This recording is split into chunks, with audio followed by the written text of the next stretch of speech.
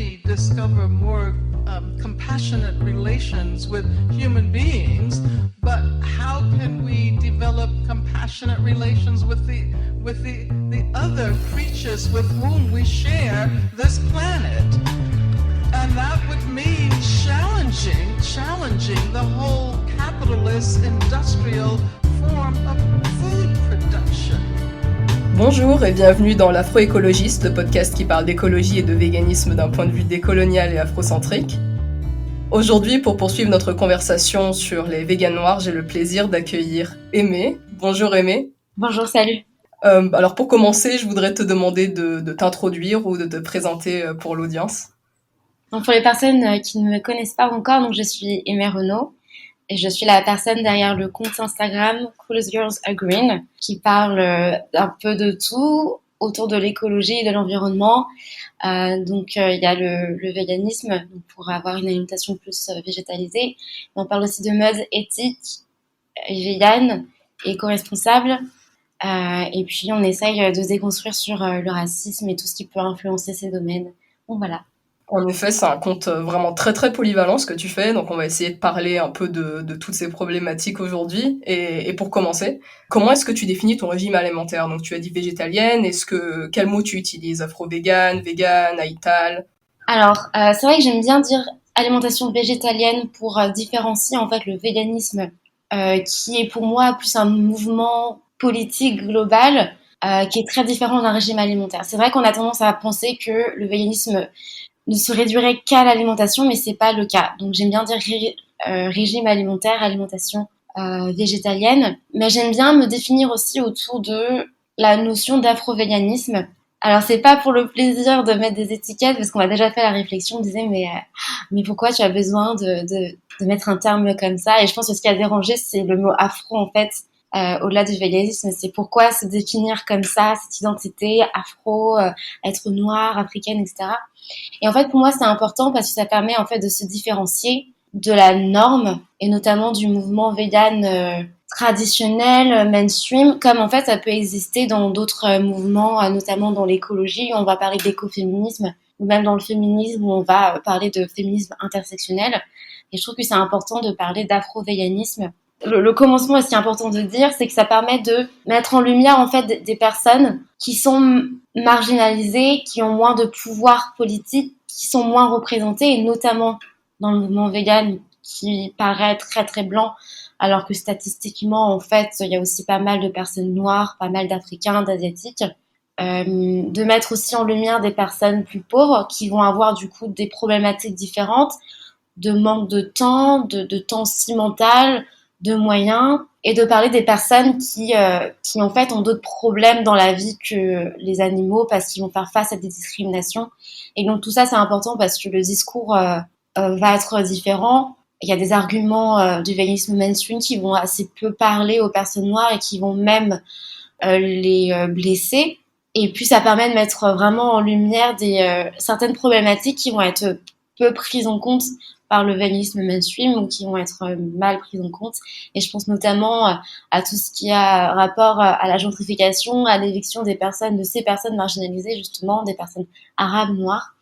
Donc pour moi, c'est très important. Et comme je disais, c'est dans le véganisme, c'est aussi un mouvement donc très blanc, où on peut... où en fait, tu y vas pour défendre les animaux et en fait, tu te retrouves à subir des discriminations, ce qui est pas très plaisant. Et puis, du coup, parfois, il y a des biais, donc aussi bien racistes, grossophobes, pauvrophobes, psychophobes. Et il y a une espèce de pression aussi que j'aime pas forcément dans ce mouvement-là, et que l'afro-véganisme me permet de défendre une autre manière de défendre les droits des animaux. Donc chacun après a sa définition de l'afro-véganisme, mais voilà, ça permet de vraiment de se différencier, de proposer aussi d'autres lectures, d'autres interprétations, d'autres propositions, d'autres idées pour les animaux, tout simplement. D'accord, et du coup tu as comparé ça un peu avec l'écoféminisme ou d'autres mouvements comme ça et tu as mentionné l'intersectionnalité. Est-ce que tu penses, toi, qu'il y a des intersections entre racisme et spécisme? Totalement, mais peut-être pas dans la mesure où les gens l'interprètent habituellement. C'est que pour moi, le lien entre le racisme et le spécisme, il y a une question de pouvoir en fait, et de domination, notamment de l'homme. Et dans les deux cas, C'est vraiment, il y a donc la domination de l'homme et aussi une question en fait de hiérarchie des vies. On va peut-être en parler un peu plus tard, mais vraiment la hiérarchie des vies, c'est l'humain et même dans les humains, donc il y a une hiérarchie entre les femmes et les hommes, entre les personnes blanches, les personnes noires, asiatiques, etc. Et puis ensuite, il y a les animaux et puis il y a les végétaux. Donc, pour moi, le lien, il est là et pas forcément. Parfois, il y a des personnes qui partent vraiment très loin sur les génocides ou je sais pas quoi. Bon, mais voilà. Pour moi, le lien, il est là.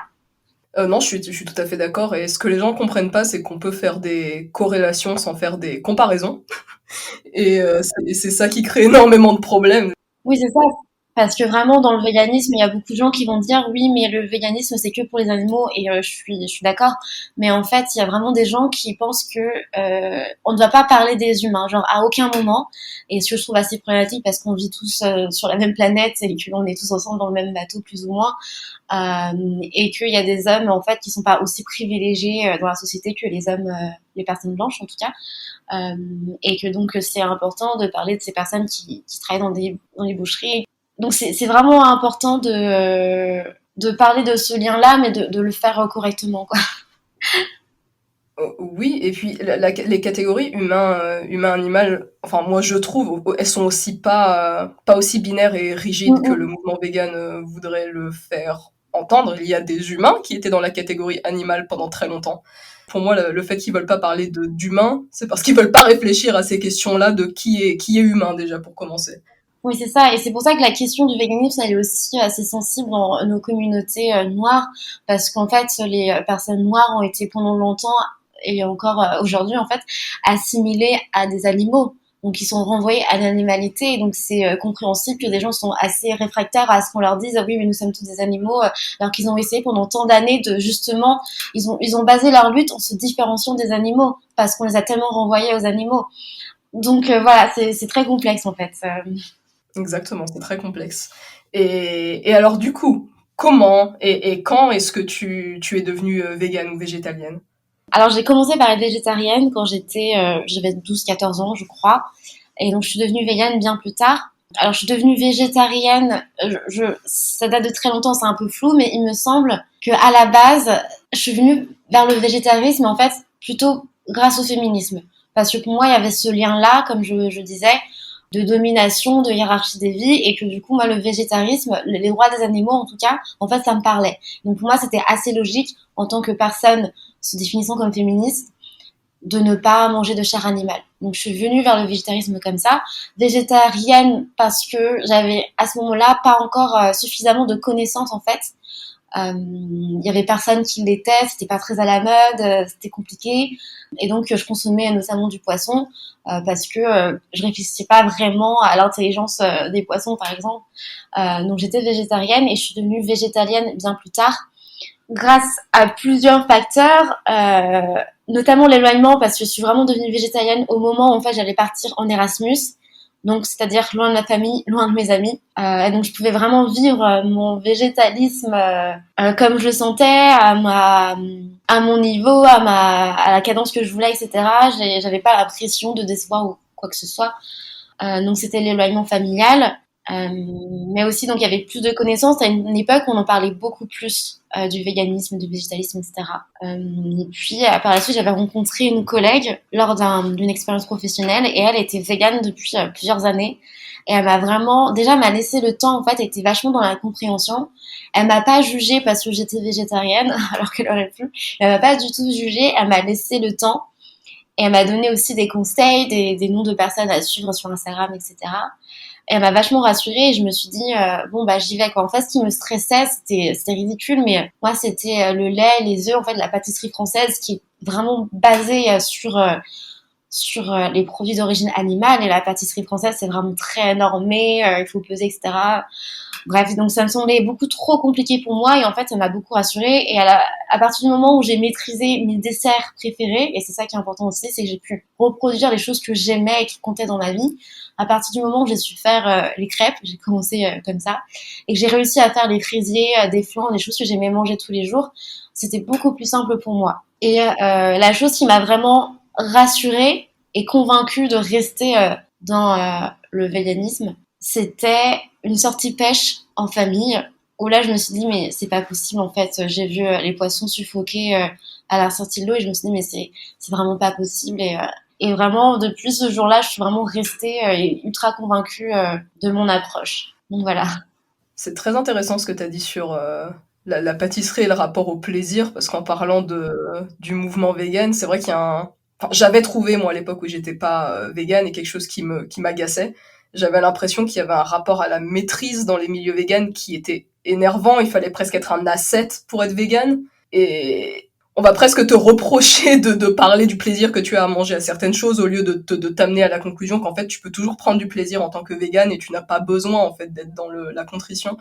Et c'est un message très important, je pense, que tu fais passer. En fait, on peut végétaliser tout ce qu'on aime et continuer de s'amuser en fait avec la nourriture.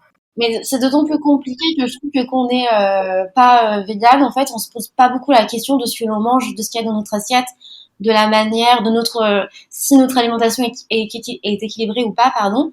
Alors que quand on est vegan, en fait, on s'intéresse beaucoup plus déjà parce qu'on nous attend un peu au tournant ou si tu vas avoir un petit rhume, on va dire ah mais c'est parce que t'es vegan et parce que c'est aussi plus complexe, on va pas se mentir. Ou je pense à Bérénice Lecomte qui fait de la pâtisserie végane. Elle a suivi une formation hyper spécialisée et c'est ce qui lui permet de aussi de proposer aujourd'hui des recettes qui sont de faire des croissants, des trucs de fou. Et parce que c'est complexe, mais qu'en même temps, en fait, quand on s'y intéresse, quand on prend le temps, en fait, c'est réalisable aussi et qu'aujourd'hui, c'est plus démocratisé.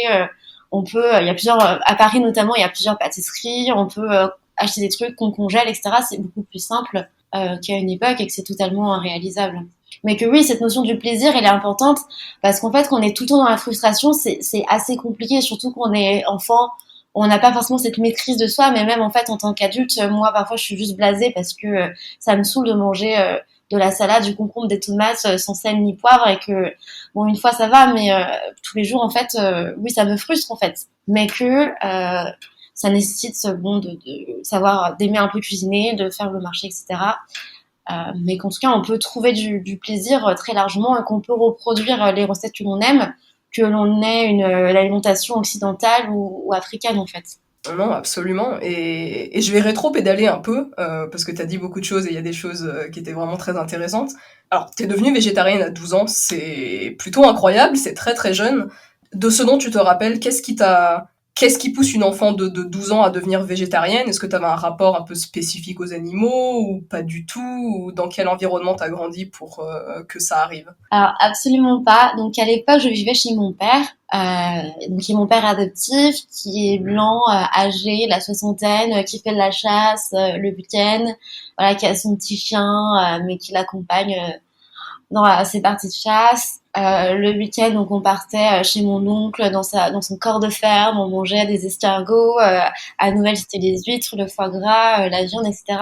Donc c'est vraiment un milieu, tout ce qu'il y a d'assez classique dans la culture française qui est très carniste. Donc c'était pas forcément le milieu le plus favorable, mais vraiment ce qui m'a convaincue, c'est donc vraiment ce lien avec le féminisme, les autres oppressions.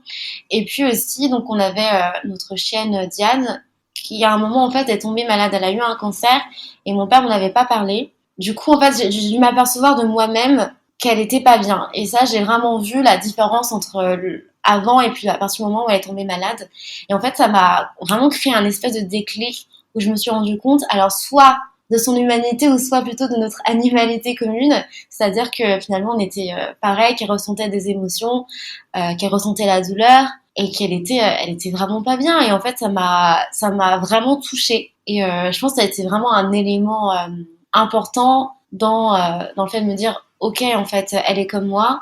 Et si elle est comme moi, pourquoi est-ce que je la consommerais en fait? Et ça, c'est d'autant plus important que en fait, j'avais pas spécialement d'affection pour les animaux.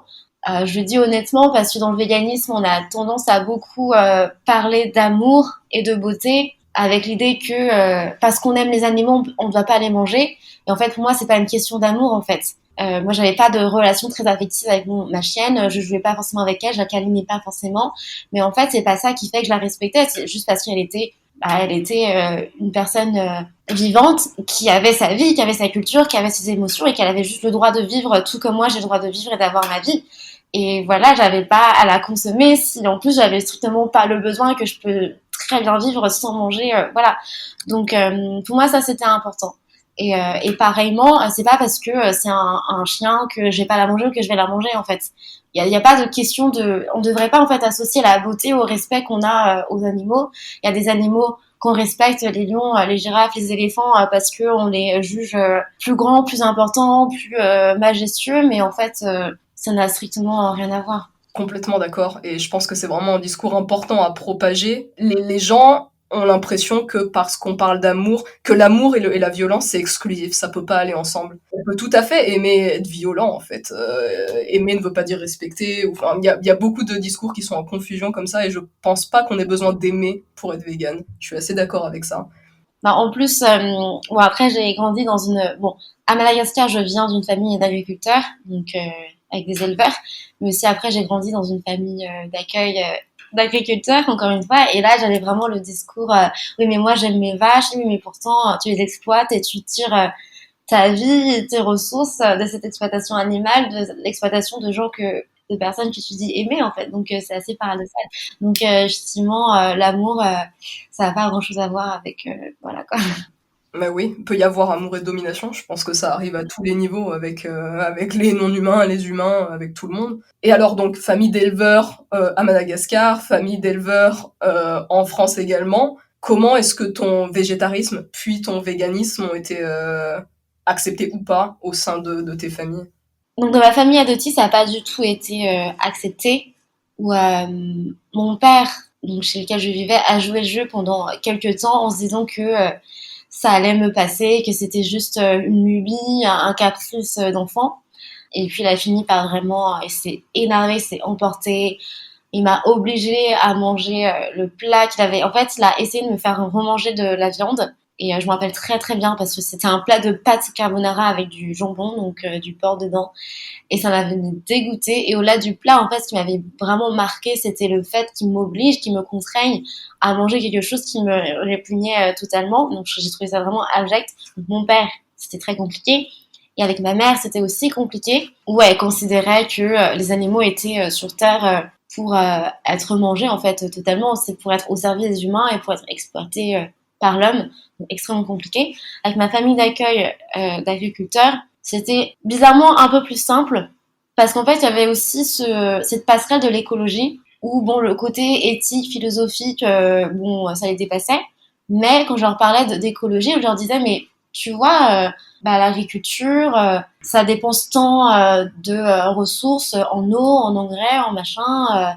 Si tu vois, si on faisait plutôt des légumes, des végétaux, ça dépenserait moins. Et en fait, c'est un discours qui lui parlait.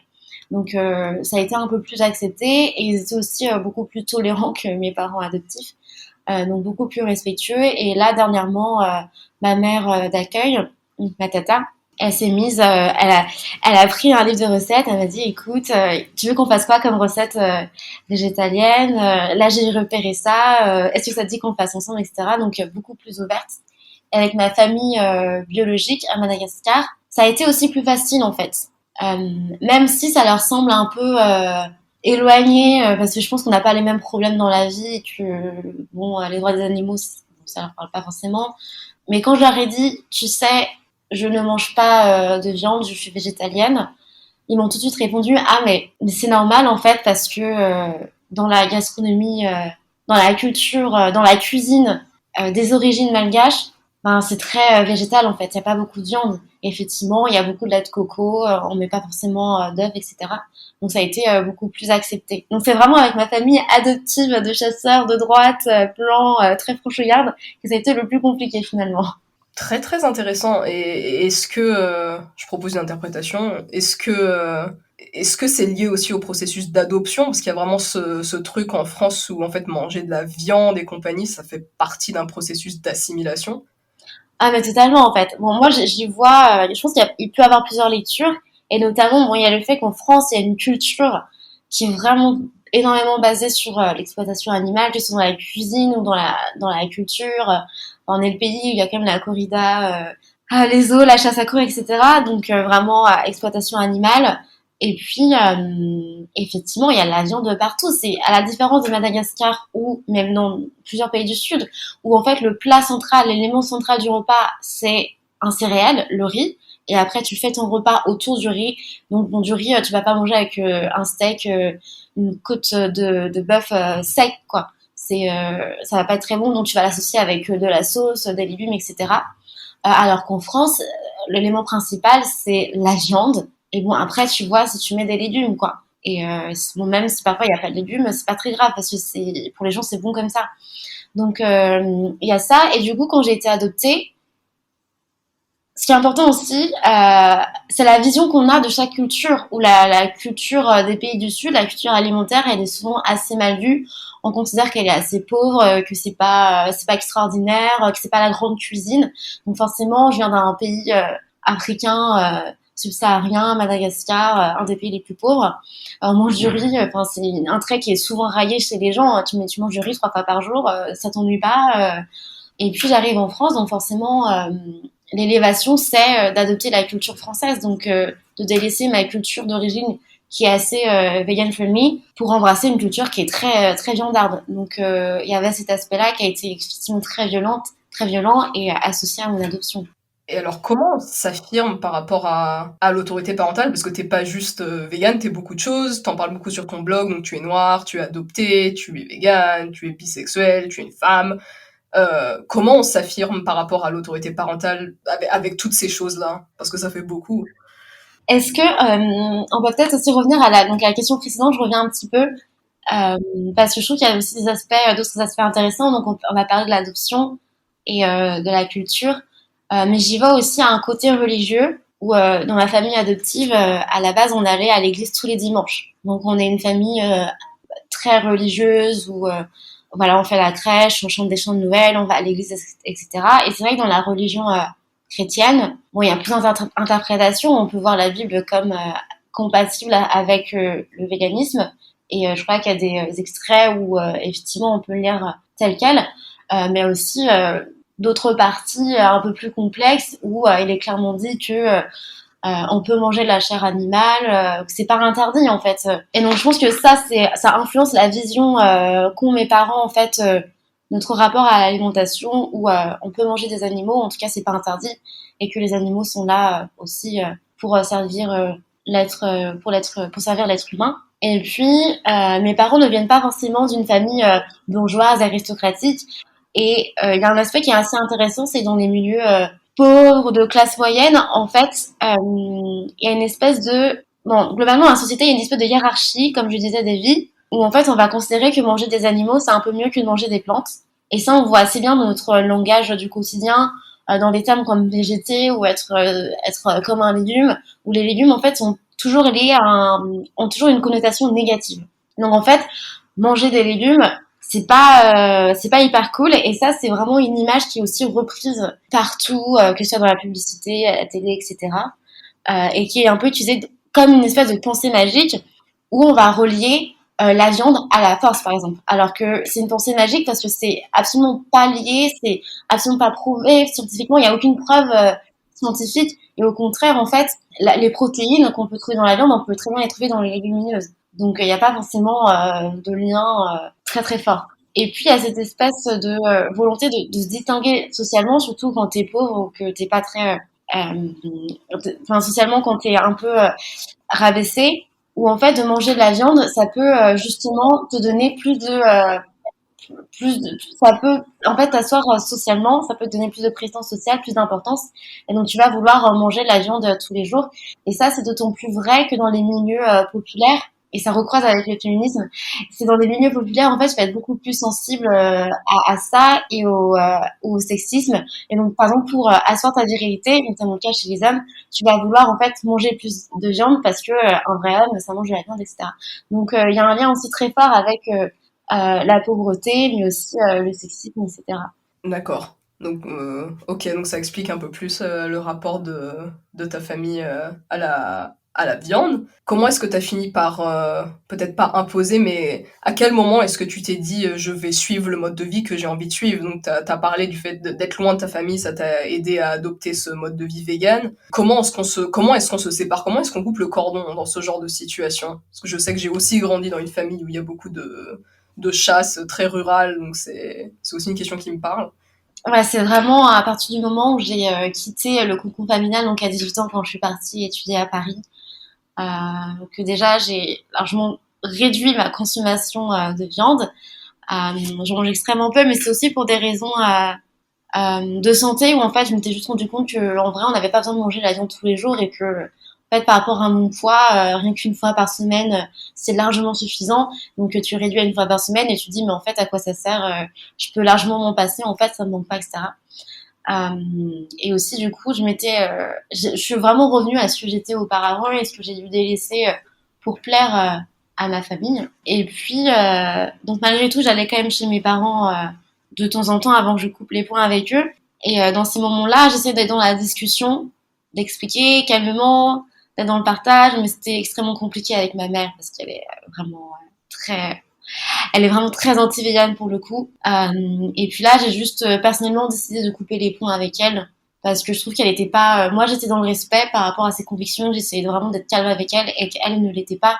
Et que c'était pas juste sur la question du véganisme, mais aussi sur la question des personnes migrantes, mais aussi des personnes arabes. Donc, c'était un peu un package avec elle.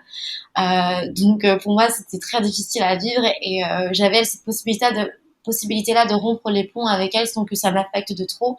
Et donc j'ai juste décidé de me choisir moi, de choisir cette famille complètement intolérante. Donc voilà.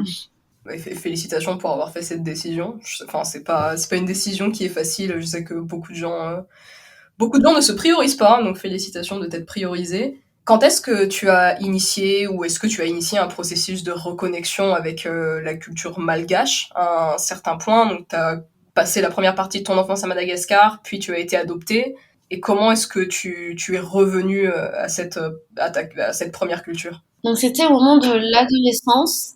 En fait, je me suis reconnectée assez rapidement finalement à ma culture malgache parce que j'avais juste ressenti un manque. Vraiment, mes premières années, j'avais vraiment essayé d'être une bonne française en quelque sorte, une bonne petite fille adoptée. J'avais pas envie de décevoir mes parents.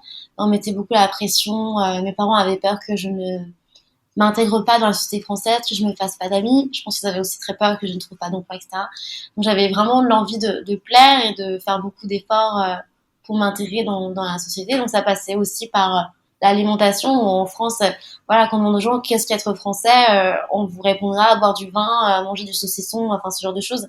Donc l'alimentation a beaucoup de place. Donc je mangeais du saucisson, des andouillettes, enfin des trucs comme ça. Et juste à un moment, je crois que ça m'a lassée et moi, c'était pas mon goût parce que j'avais quand même passé beaucoup d'années à Madagascar, mine de rien, j'étais adoptée tardivement, mais c'était juste pas mes goûts.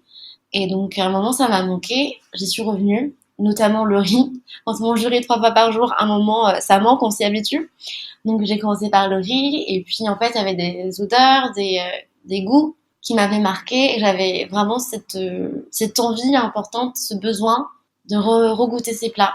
Donc c'est à ce moment-là que j'ai commencé à interroger les gens autour de moi, à essayer de trouver des malgaches, à regarder sur Internet dès qu'on a pu avoir Internet pour me reconnecter à ma culture. Et est-ce que tu as eu la possibilité de retourner à Madagascar à un moment donné?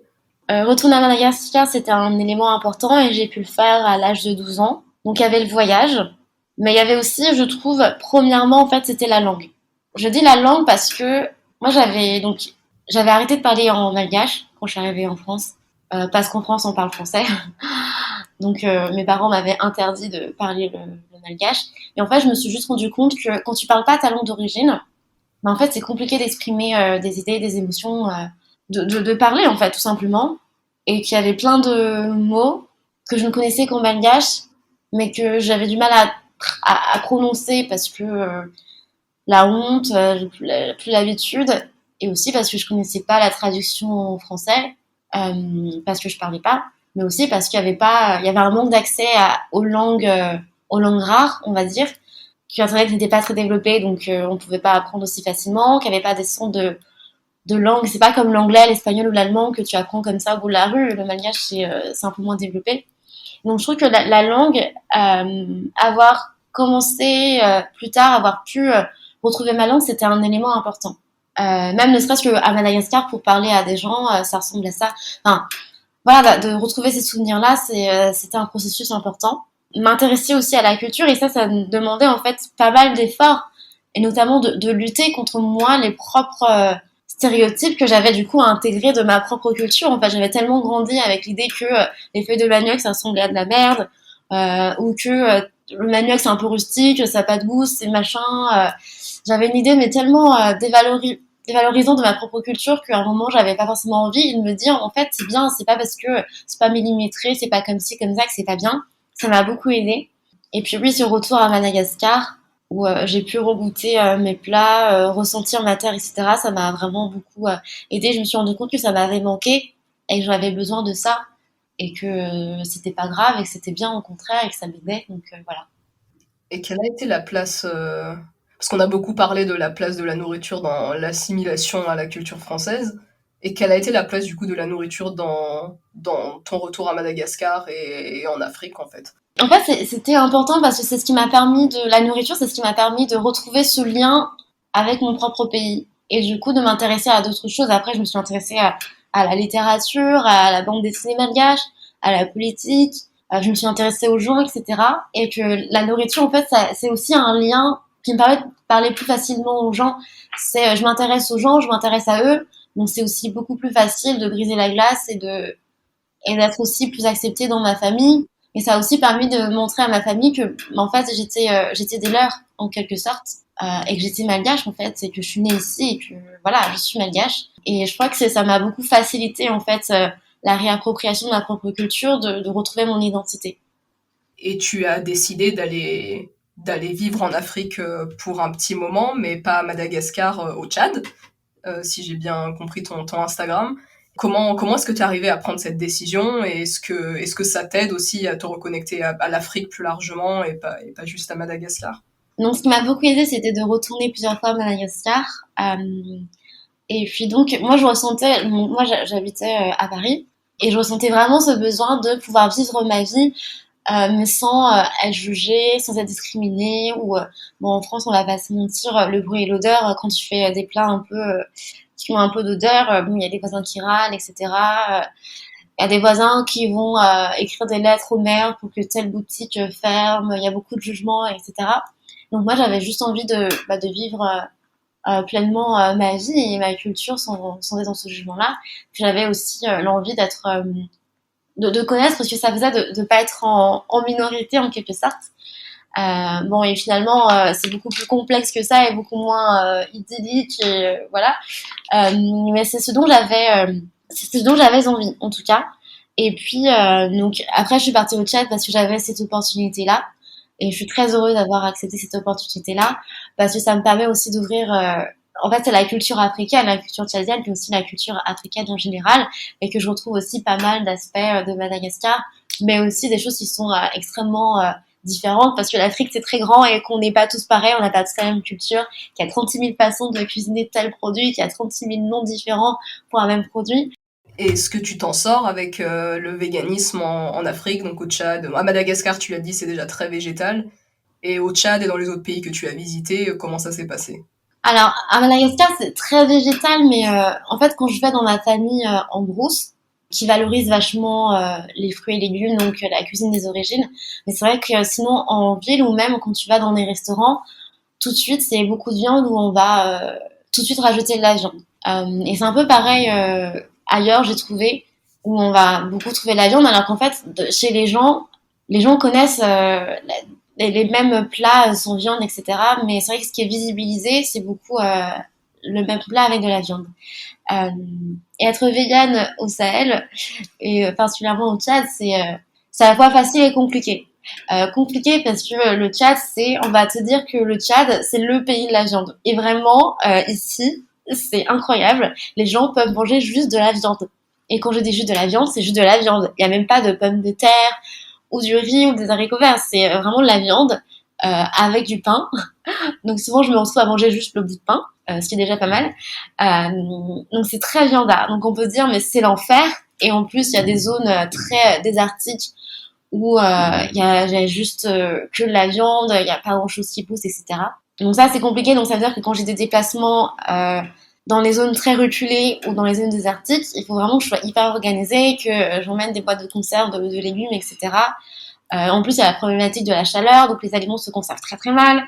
Donc c'est assez complexe ici, et en même temps c'est facile parce que, encore une fois, il y a des légumes, il y a des fruits, il y a plein de recettes où c'est vraiment très épicé, il y a plein d'épices, il y a du sel, du poivre, il y a une culture qui est riche, et tant qu'il y a des fruits et légumes et tant qu'il y a des épices, en fait c'est très bon. Et que la plupart des plats en fait qui se font ici au Tchad, si tu enlèves la viande, ça reste extrêmement goûteuse et c'est très bon. Donc c'est là où je trouve que c'est facile.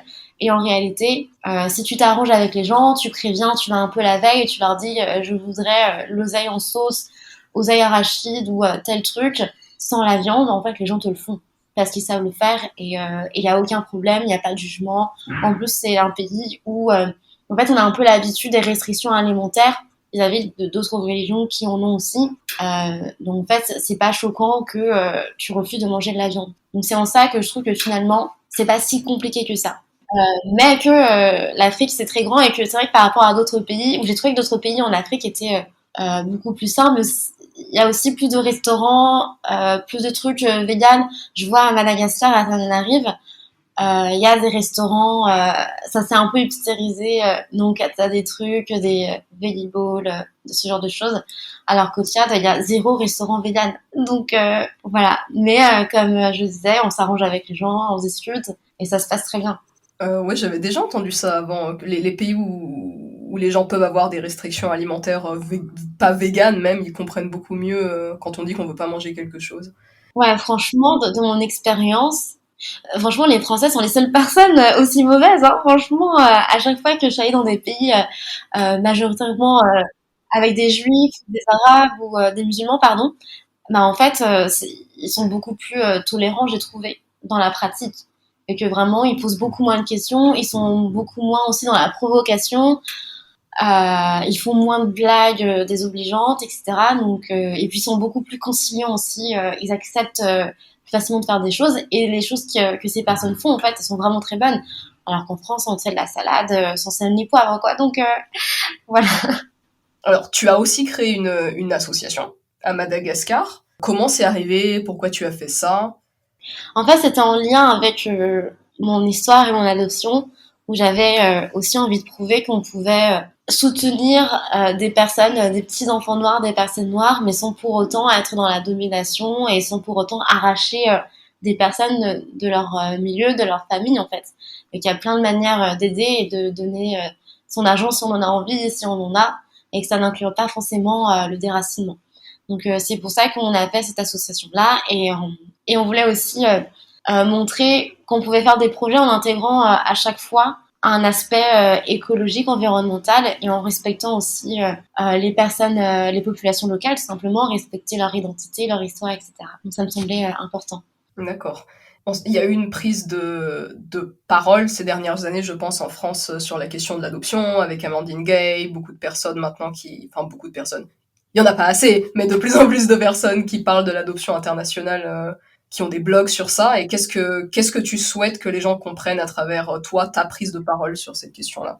Que les gens remettent un peu plus déjà en question l'adoption internationale, et parce qu'aujourd'hui vraiment les gens prennent l'adoption comme un acte d'amour, même comme une action de sauvetage, et c'est un peu déshumanisant même parfois vis-à-vis de ces populations. On oublie que ces personnes qu'on adopte enfants en fait deviennent adultes.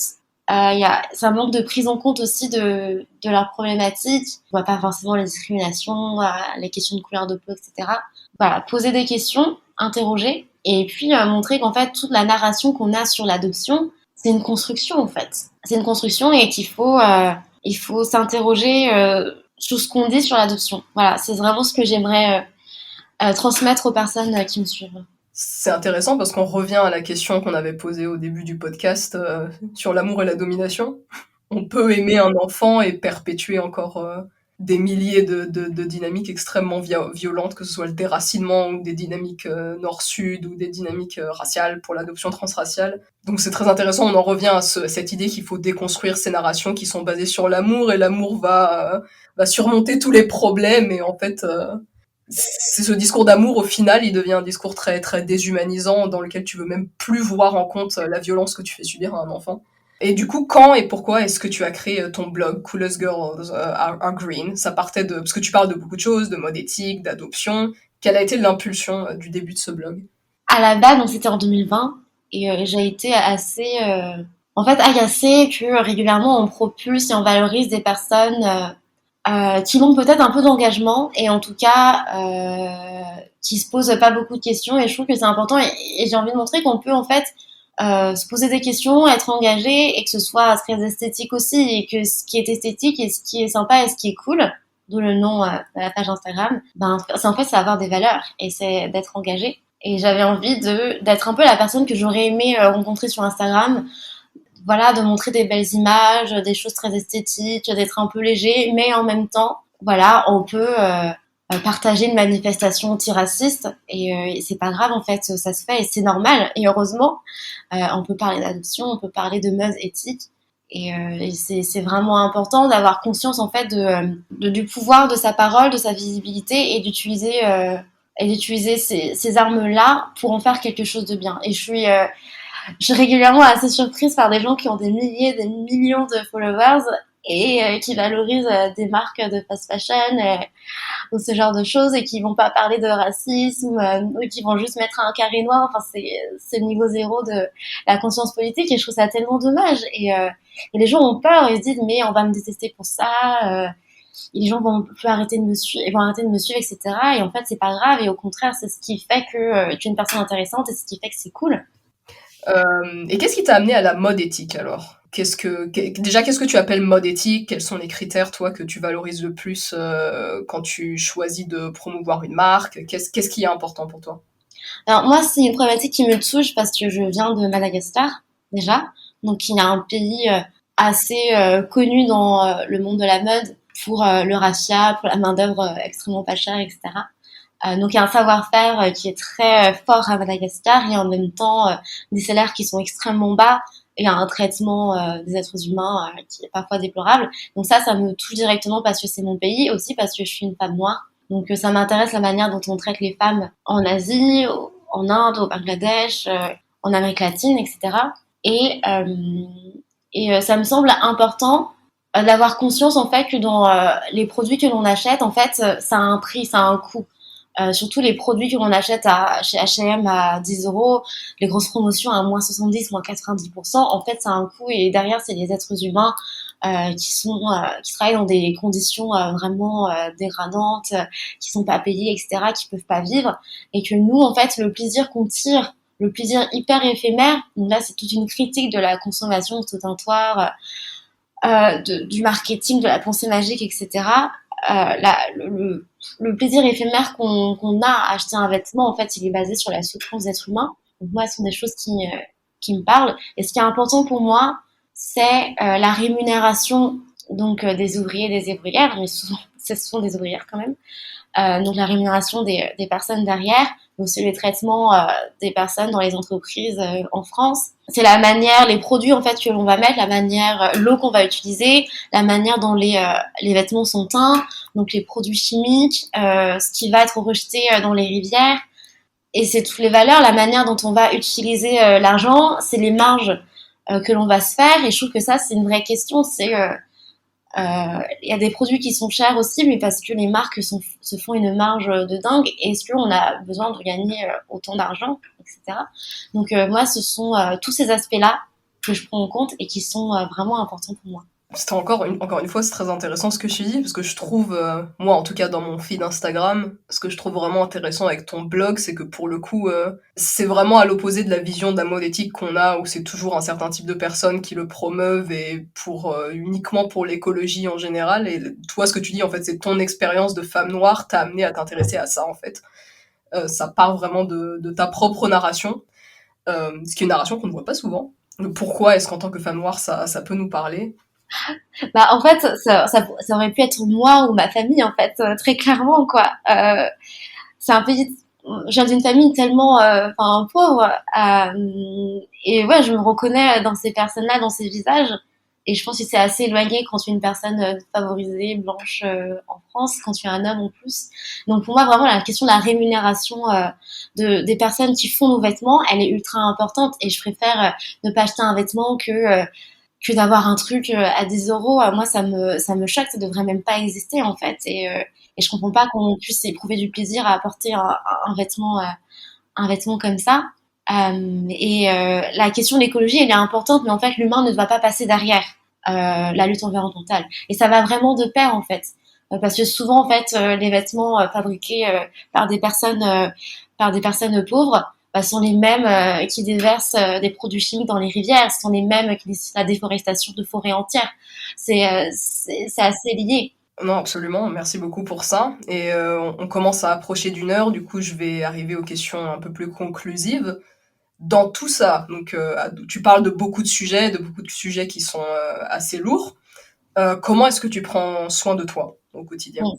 Là, cette question-là, elle est vraiment très intéressante parce que justement, quand on est aussi engagé, et c'est le cas sur Instagram, mais c'est aussi dans la vraie vie où en plus, en tant que personne, femme, noire, dans un milieu très bourgeois, très normé, où voilà, j'essaie de lutter pour plus d'écologie dans mon quotidien, dans mon lieu de travail, etc. Donc c'est beaucoup d'énergie, c'est beaucoup d'engagement, et c'est vraiment hyper important de prendre du temps pour soi et d'être un peu égoïste par moment.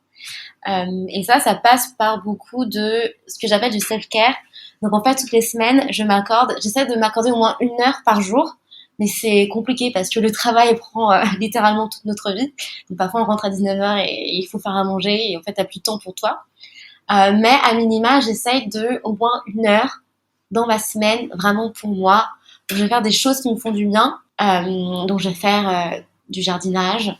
Je vais faire la cuisine, mais la cuisine, pas la cuisine du quotidien, mais vraiment la cuisine. J'ai invité des amis, on va faire la cuisine ensemble, on va discuter. Ou parfois, je vais juste rien faire en fait, ce qui est en fait ultra politique dans une société où on est toujours en train de courir quelque part, en train de faire un truc, en train de penser à 10 milliards de choses dans notre tête, et juste ne rien faire. Et ben c'est très cool et ça fait énormément de bien. Donc c'est la manière dont je prends soin de moi en ce moment. Qu'est-ce qu'on peut te souhaiter pour l'avenir? Plus de temps, mais du temps qualitatif. Parce que parfois on a du temps, mais en fait on est tellement épuisé par le travail et par tout ce qu'on a à faire que finalement on peut pas lire parce qu'on n'a pas le cerveau libre, on peut pas faire des choses, on n'a pas l'énergie pour socialiser avec nos amis, etc. Donc j'ai envie d'avoir du temps, mais surtout du temps qualitatif. Avoir de l'argent pour faire plaisir, quand même c'est important. Et puis aussi essayer de développer plus mon compte Instagram, j'ai envie de passer plus de temps, faire des contenus qualitatifs. Voilà. Très bien. Et pour finir, est-ce que tu as des recommandations d'Instagram francophone qui t'inspirent autour des questions afro-véganes, éthiques? Il y a énormément de personnes que j'adore suivre sur Instagram. Alors, je vais juste en citer quelques-unes, mais je pense à Vegan Glimmer, qui fait un compte que je trouve hyper important et intéressant sur le véganisme, parce qu'elle apporte vraiment des connaissances en éthologie et en neurosciences en fait. Donc elle explique vraiment plein de choses et je trouve que c'est super bien fait. Et elle répond, elle a l'air assez proche de sa communauté, donc je trouve ça vraiment génial. Charlotte, que vous connaissez sûrement, des mangeuses d'herbe, qui là aussi, elle est vraiment très accessible. Elle dégage une positivité, mais vraiment incroyable. Elle est très claire dans ses explications. Vraiment, c'est une personne que je trouve incroyable et admirable. Il y a Marie de The Spicy Soul qui a fait aussi un livre sur le véganisme en Afrique, avec des recettes africaines, qui fait un travail mais vraiment génial et nécessaire. Anna, que j'ai rencontrée, qui est la seule personne pour l'instant que j'ai rencontrée en vrai, que j'ai rencontrée au Sénégal, qui est ingénieure de l'environnement. Et je sais que c'est vraiment une personne qui est engagée au-delà d'Instagram et qu'elle est vraiment très engagée pour sa communauté au Sénégal et qu'elle agit vraiment pour plus de poumons verts au Sénégal parce que ça construit énormément. Elle lutte contre des arrivages de poissons qui viennent de Norvège en Afrique. Bref, elle défend vraiment beaucoup de choses. Et j'aime bien aussi Amé de Acetane parce que pour le coup, à elle défend aussi une autre image en fait de la mode éthique, Et de ce milieu-là, elle a un style vraiment personnel, un peu loin du style un peu cottagecore, du style un peu classique, limite néo-bourgeois qu'on peut voir parfois. Et ça fait du bien en fait. Ça change un petit peu. D'accord, mais je mettrai tout ça en barre d'infos. Merci beaucoup, Aimée. Où est-ce que les auditeuristes peuvent te trouver? Je suis beaucoup sur Instagram. Et puis là, j'espère très prochainement ouvrir un compte YouTube pour faire plus de vlogs, justement sur l'environnement, les recettes végétaliennes, etc. Voilà. Waouh, j'attends ça avec impatience. Merci beaucoup pour cette conversation. Si les sujets que nous avons abordés avec Aimée vous ont intéressé, n'hésitez pas à aimer la vidéo, à vous abonner, à activer la petite cloche et je vous dis à bientôt.